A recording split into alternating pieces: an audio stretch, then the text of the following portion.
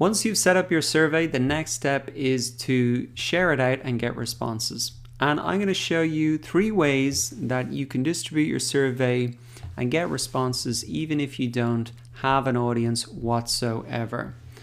So to send out your survey, you can come up and click on send.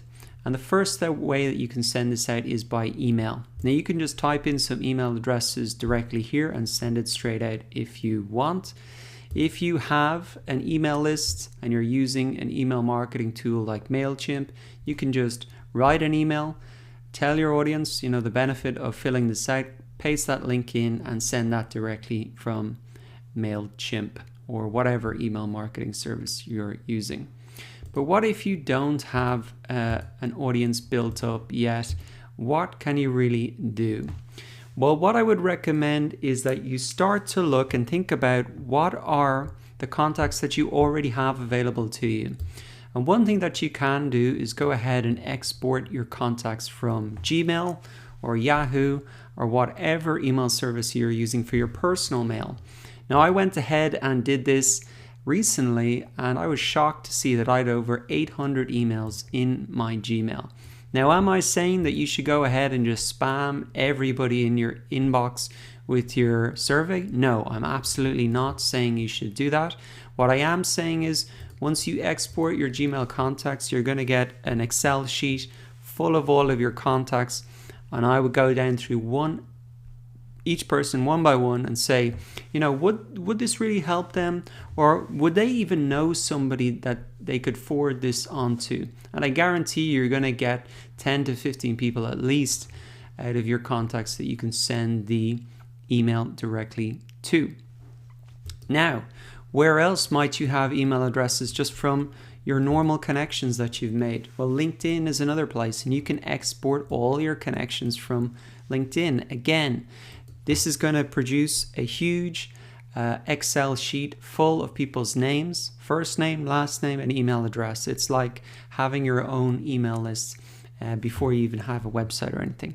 So once again, I'm not saying you should spam everybody. I'm saying you probably have people in your contacts already on Gmail or LinkedIn that you can send the survey directly out to. And if not, you're going to have at least one person who knows where you should be sending this email to. Maybe they know certain Facebook groups, etc. that you should post in. So that was the first way to share your survey, email. Now there is one important point that I want to stress about email, and that is the subject line. You can see by default here, the subject line is I've invited you to fill in a form. Now, how many people do you think are going to open that if they see that in their inbox? Probably none. They're just going to skip on over the email and won't even read it.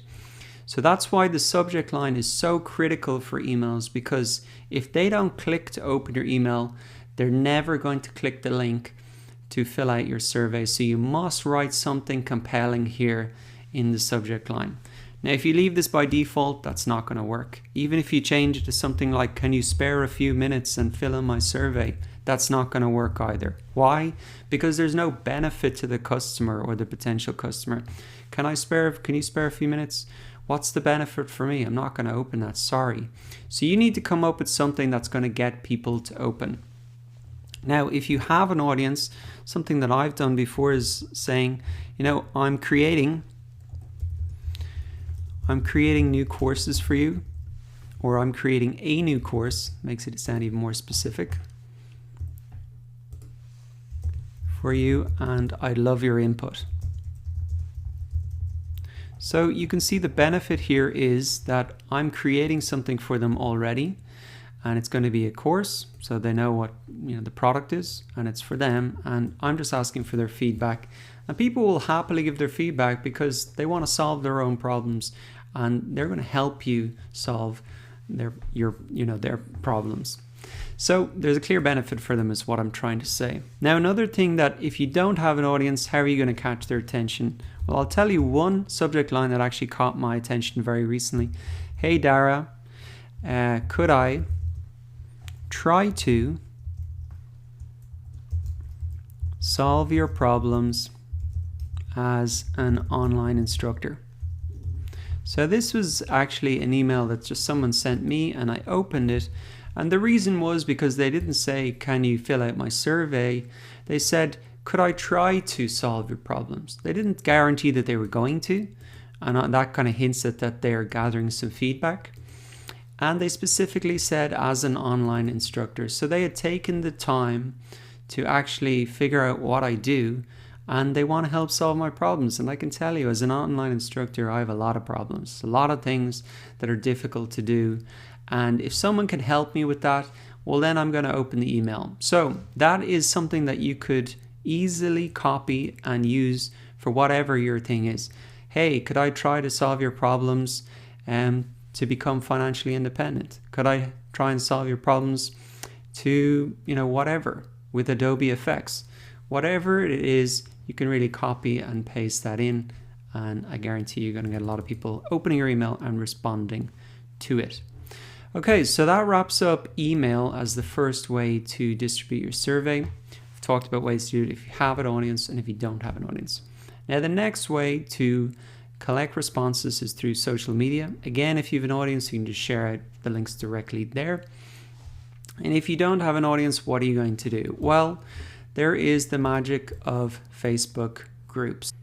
So all you want to do is type in your keyword or your topic or your niche in here. So let's just say something like, financial independence.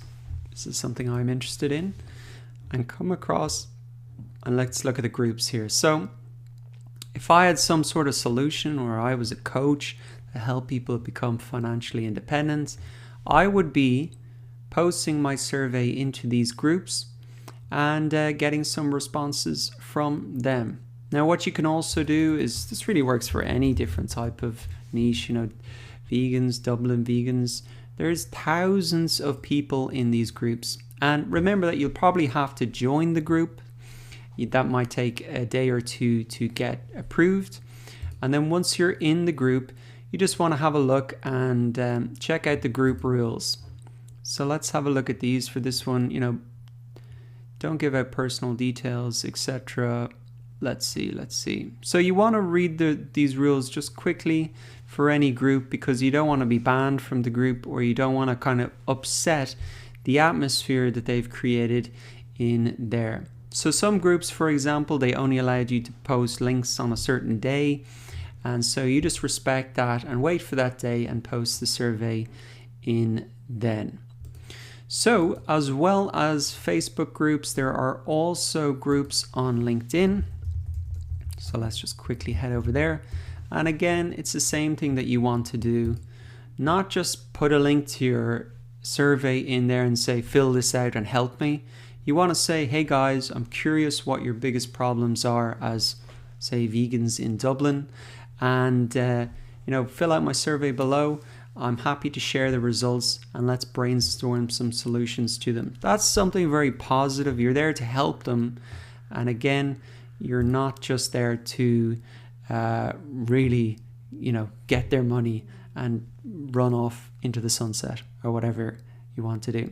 Now, LinkedIn is an opening for me, but it's the very same process over there.